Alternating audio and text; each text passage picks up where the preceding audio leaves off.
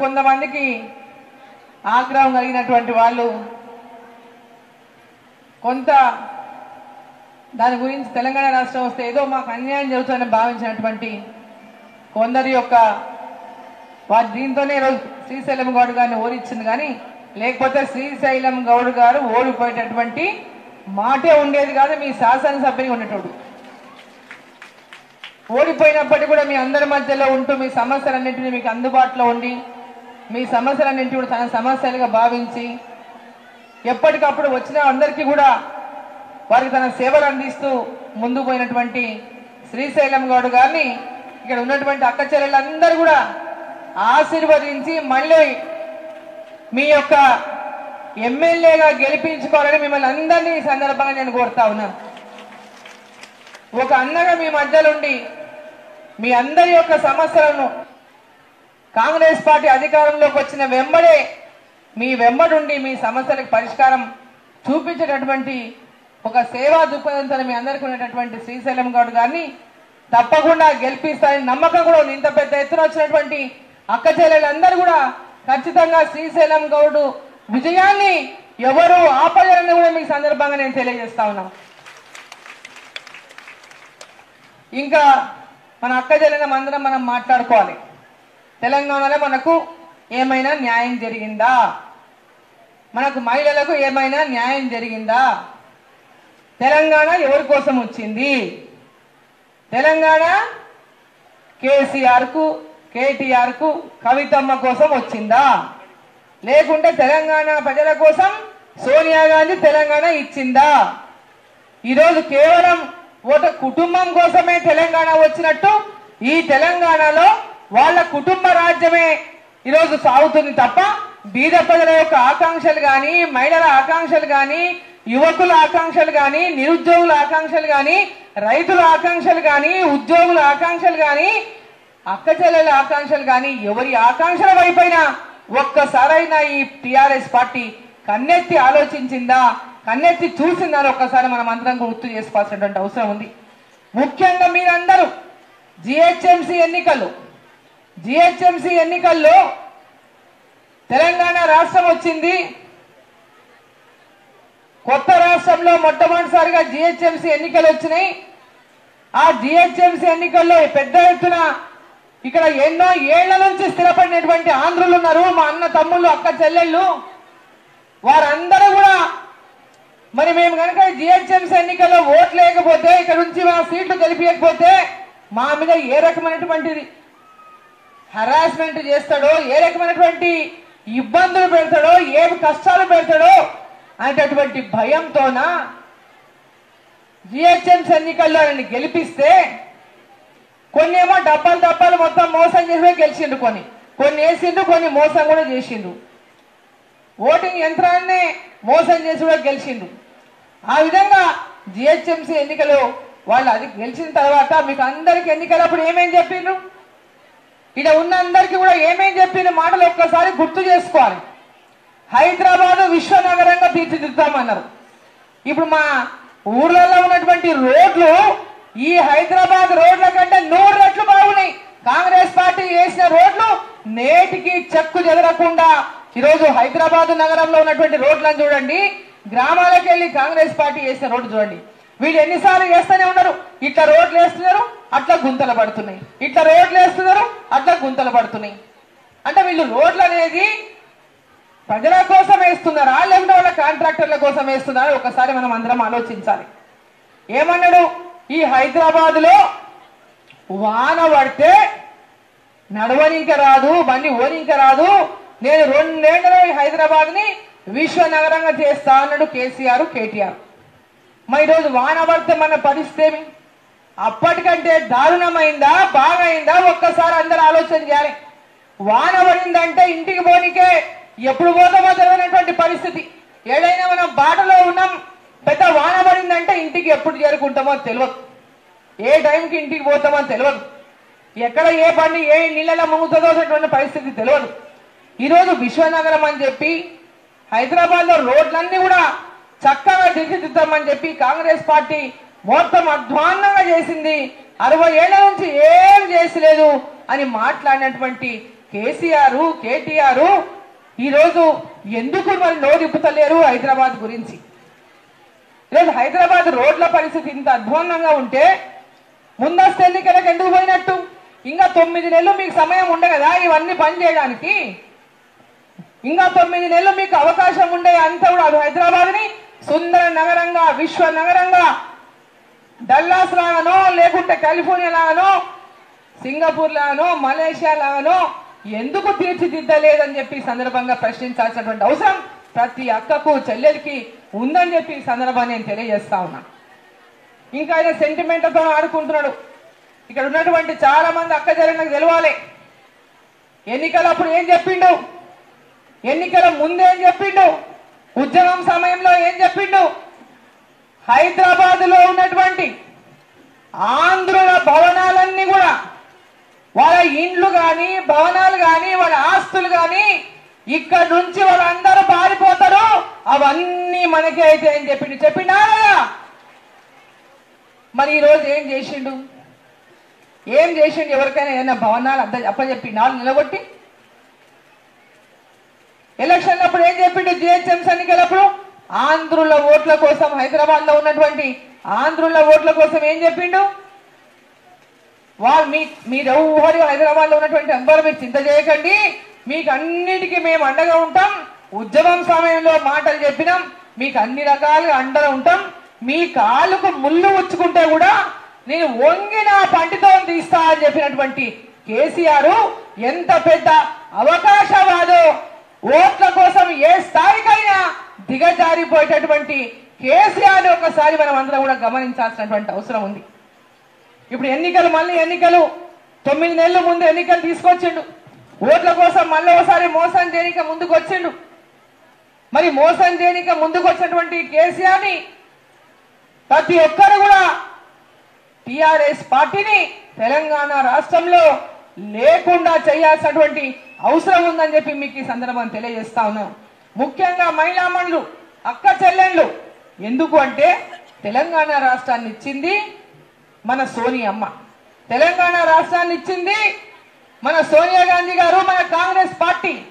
ఒక మహిళ కాబట్టే ఉద్యమం సమయంలో రెచ్చగొట్టేటటువంటి వ్యాఖ్యలు చేసి అనేక మంది పిల్లల ప్రాణాలు తీసినటువంటి కేసీఆర్, ప్రాణాలు తీసినటువంటి టిఆర్ఎస్ పార్టీని ఆ రోజు ఆ తల్లి వీరు పిల్లల ప్రాణాలు తీస్తున్నారు, అమాయకమైనటువంటి పిల్లలను రెచ్చగొట్టి వాళ్ళ ప్రాణాలను బలిగొంటున్నారు, తెలంగాణ ఇవ్వకపోతే వీళ్ళు ఇంకా ఎంతో మంది పిల్లల ప్రాణాలు తీస్తారు వాళ్ళ స్వార్థాల కోసమని కేంద్రంలో యూపీఏ ప్రభుత్వంలో తెలంగాణను వ్యతిరేకించినటువంటి పార్టీలు ఉన్నప్పటికీ అందరినీ ఒప్పించి మెప్పించి కాంగ్రెస్ పార్టీకి తీవ్ర నష్టం జరుగుతుందని తెలిసినా, అన్ని రకాలుగా అందరూ హెచ్చరించినా, తెలంగాణకు మాట ఇచ్చినా ఇంకా రాష్ట్రంలో అమాయకులైనటువంటి పిల్లల ప్రాణాలు పోవడానికి వీల్లేదు అని ఒక అత్తను పోగొట్టుకున్న తల్లిగా, అత్తను పోగొట్టుకుని ఒక స్త్రీమూర్తి, భర్తను పోగొట్టుకున్న ఒక స్త్రీమూర్తి, ఆమెకు ఒక తల్లి కొడుకును పోగొట్టుకుంటే బాధ ఏ విధంగా ఉంటుందో తెలిసినటువంటి తల్లిగా తెలంగాణ రాష్ట్రాన్ని పట్టుబట్టి అందరినీ ఒప్పించి అర్ధరాత్రి పార్లమెంటులో మరి నా బిల్లుని పాస్ చేయించి తెలంగాణ ఇచ్చినటువంటి ఘనత సోనియా గాంధీ గారికే ఉంది. ఈ రోజు ఆ తల్లి యొక్క రుణం తీర్చుకోవాల్సిన బాధ్యత మన అందరి పైన ఉంది, అక్క చెల్లెళ్ల పైన ఉందని చెప్పి ఈ సందర్భాన్ని నేను తెలియజేస్తా ఉన్నాను. తెలంగాణలో ఉన్నటువంటి ఒక స్త్రీ మూర్తులు ఓటేస్తే కాంగ్రెస్ పార్టీ 100కి 100 సీట్లు అధికారంలోకి తీసుకొచ్చే శక్తి మహిళా అక్క చెల్లెళ్లకు ఉంది, మా సోదరి మనులకు ఉందని చెప్పి ఈ సందర్భాన్ని తెలియజేస్తా ఉన్నా. ఈరోజు మహిళలు పట్టుబట్టిందంటే సాధించలేనిది ఏమీ లేదు.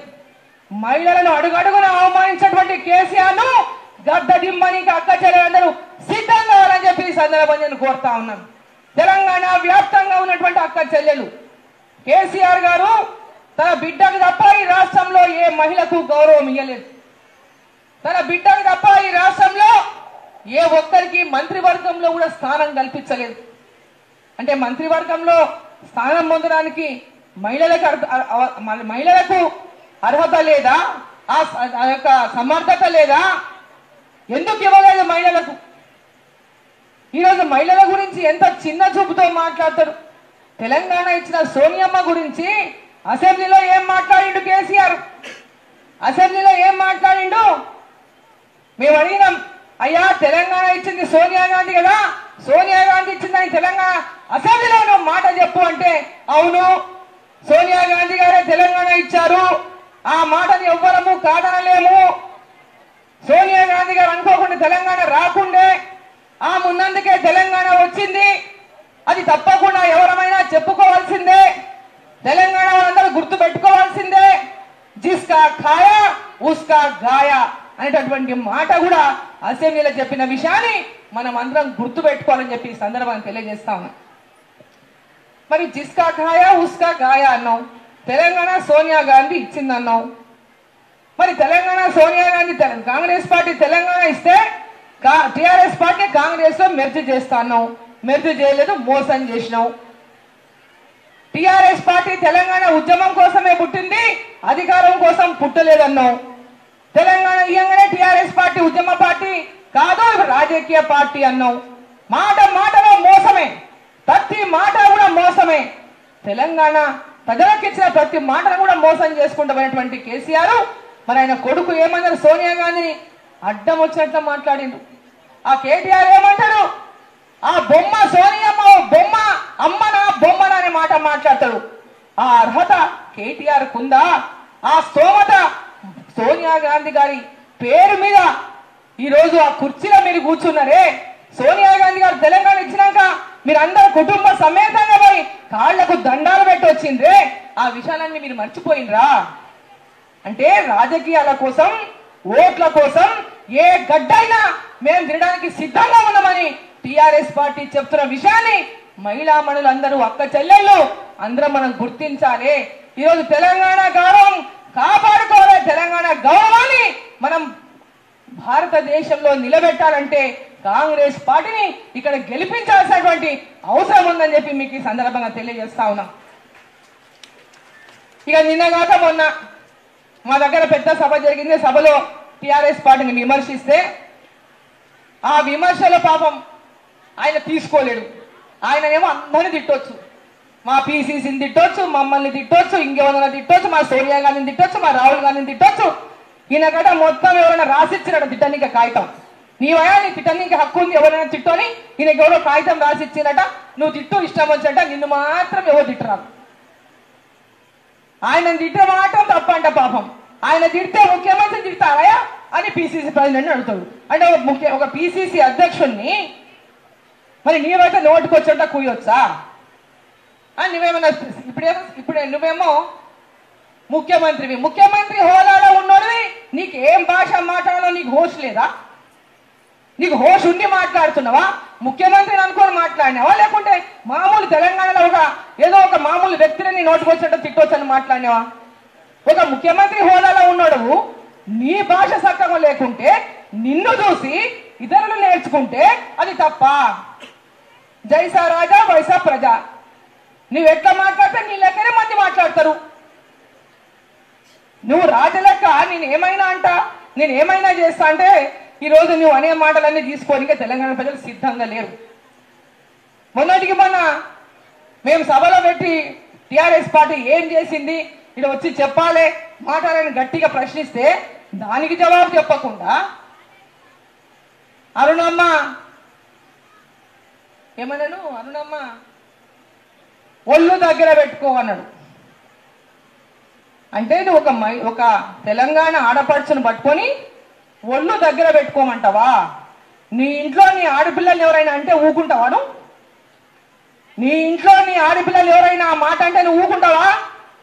తెలంగాణ మహిళలు ఈరోజు కేసీఆర్ కు తెలంగాణ మహిళలను గౌరవించలేని ఒక ముఖ్యమంత్రి, ఆపద్ధర్మ ముఖ్యమంత్రిగా ఉన్నావు, మహిళలను గౌరవించలేనటువంటి వాడు రేపు ఓటు అడిగే హక్కు ఉందా? మళ్ళీ ముఖ్యమంత్రి కోసం ఆరాటపడేటటువంటి అవసరం ఉందా? అటువంటి వాడిని గెలిపించాల్సినటువంటి అవసరం ఉందా అని ప్రతి ఒక్కరు కూడా ఆలోచించాల్సినటువంటి అవసరం ఉంది. ఒక శాసనసభ్యులమైనటువంటి మాటే ఈ రాష్ట్రంలో గౌరవం దక్కకుంటే మామూలు స్త్రీల యొక్క పరిస్థితి ఏంది ఒక్కసారి ఆలోచించాల్సినటువంటి అవసరం ఉంది. బండారం బయట పెడతారట.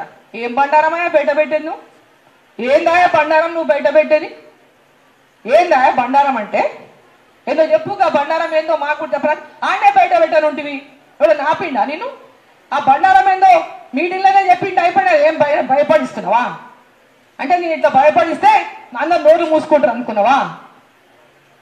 ఏం బండారం బయట పెట్టు. నీకు దమ్ము ఉంటే బయట పెట్టు, ఏముందో చెప్పు. బెదిరించి తెలంగాణ ప్రజలను బెదిరించి ఓట్లు వేయించుకునికే ఈరోజు నువ్వు సిద్ధంగా ఉన్నావంటే ఇటువంటి బెదిరించడాలను గద్దె దింపనికే తెలంగాణ ప్రజలు సిద్ధంగా ఉందని చెప్పి సందర్భంగా తెలియజేస్తా ఉన్నాం. అక్క చెల్లెళ్ళు అందరూ కూడా ఈరోజు పెద్ద ఎత్తున ఆలోచన చేయాల్సినటువంటి అవసరం ఉంది. ఇటువంటి అహంకారి, దురహంకారి ఒక రాజు, ఒక మామూలు వ్యక్తి ఒకప్పుడు కేసీఆర్, ఈ రోజు ఒక దొరలాగా ఈ తెలంగాణకు దొరం నేను, నా దొరకిన మీ అందరూ బానిస బతుకులు బతకాలనేటటువంటి విధంగా వ్యవహారం చేసే దోడు గద్దె దింపాలనా లేదా బానిస బతుకులు మనం బతకాలనా అని ఒక్కసారి అందరం ఆలోచించుకోవాలని చెప్పి సందర్భంగా నేను తెలియజేస్తా ఉన్నా. తెలంగాణ వచ్చింది మళ్ళీ బానిస బతుకులు బతకడానికా? బాంచన్ దొరా అది చెప్పడానికా? నీ బాంచన్ దొరా అని మళ్ళీ వాళ్ళ కాళ్ళకాడ మోకరిల్లడానికా? ఒక్కసారి అందరూ ఆలోచించాల్సినటువంటి అవసరం ఉందని చెప్పి సందర్భాన్ని నేను తెలియజేస్తా ఉన్నాను.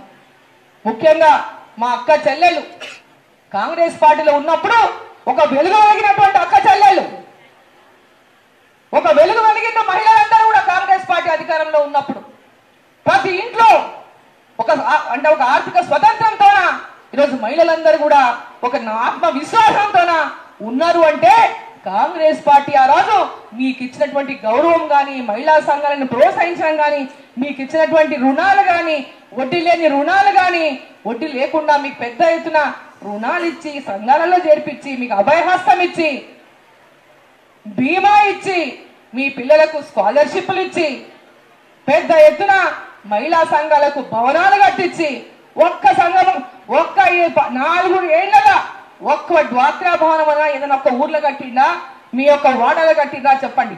ఒక్క భవనం అన్నా, ఒక్క సమావేశమైన మహిళల సమావేశమైన ఏ జిల్లాలో కానీ ఏ నియోజకవర్గంలో కానీ ఎక్కడైనా జరిగినాయా ఒక్కసారి మీరు ఆలోచించండి. మేము మంత్రులుగా ఉన్నప్పుడు ప్రతి నియోజకవర్గంలో, రాష్ట్ర వ్యాప్తంగా ప్రతి నియోజకవర్గంలో ఉన్నటువంటి శాసనసభ్యులు, మంత్రులు మహిళలతోన తరచుగా సమావేశాలు ఏర్పాటు చేసి వాళ్ళ కష్టాలు ఏంది, వాళ్ళకి లోన్లు వచ్చినాయా లేదా, రాని వాళ్ళకి లోన్లు ఇప్పించడము, ఇండ్లు వచ్చినాయా లేదా, రాని వాళ్ళకి ఇండ్లు ఇవ్వండి, వాళ్ళకి అన్ని పథకాలు అందుతున్నాయా లేదా అని ప్రతి 3 నెలలకు మీ ముంగిట్లో మేము వాడడమా లేదా ఒక్కసారి ఆలోచించుకోండి అని చెప్పి ఈ సందర్భాన్ని నేను తెలియజేస్తా ఉన్నా. ఆడవాళ్ళ మహిళలను పలకరించే దిక్కే లేదు. బతుకమ్మ చీరలు ఇచ్చి అంటే ఒక చీరకు మనం బానిస అయిపోవాలనా? ఒక బతుకమ్మ చీరకు మహిళల బతుకంటే ఒక బతుకమ్మ చీర అనుకున్నాడు ఆయన. 40 రూపాయలు వచ్చినా 50 రూపాయలు వచ్చినా మన మొహాలకు కొట్టి మీరు బతుకమ్మ ఆట ఆడుకోండి అంటే 50 రూపాయల చీర 60 రూపాయల చీర కట్టుకునే స్తోమత మనకు లేదా? పట్టు చీరలు కట్టుకోండి, అక్క చెల్లెళ్ళు బతుకమ్మలు ఆడండి అని చెప్పి ఆయన ఇచ్చిన చీరలు, చినిగిపోయిన చీరలు కట్టుకోకుండా మొత్తం ఎక్కడైనా తీసుకుపోయి అవమానించిన మమ్మల్ని అని చెప్పి మహిళలు ఆగ్రహానికి గురైనటువంటి విషయాన్ని, ఒక్కసారి మహిళల ఆత్మగౌరవాన్ని విషయాన్ని మనం అందరం గుర్తు పెట్టుకోవాలని చెప్పి సందర్భం నేను తెలియజేస్తా ఉన్నా. మహిళల ఆత్మగౌరవం అంటే అంత చిన్నగా అయిపోయిందా? ఈరోజు మళ్ళా బతుకమ్మ చీరలు కాంగ్రెస్ పార్టీ ఆపింది అంటున్నాడు. నిన్ను ముందస్తు బొమ్మనోడు ఎవడయా? మేమన్నా చెప్పినా మా ముందస్తు పోని చీరలు పంచి అన్ని పంచి ఎలక్షన్లకు ఏప్రిల్లో పోని ఉంటివి, నిన్ను ముందు బొమ్మని ఎవరు చెప్పిండు? నీకు దమ్ము లేక, నీకు చేతగాక నువ్వు తప్పులు చేసి అది కూడా కాంగ్రెస్ పార్టీని నెట్టేస్తాడు. రాజకీయంలో ఉన్నప్పుడు ఎవరో ఏదో రకంగా అడ్డుకునే ప్రయత్నం, నువ్వు అడ్డుకున్నట్లే మా పార్టీలో ఎవరు అడ్డుకునేటటువంటి ప్రయత్నం చేస్తాడు. అది పార్టీ పరంగా నింద చేస్తాడు, అది పార్టీ పరంగా నిందలు మోపి అక్కడ లబ్ధి పొందేటటువంటి అవకాశం చూస్తాడు.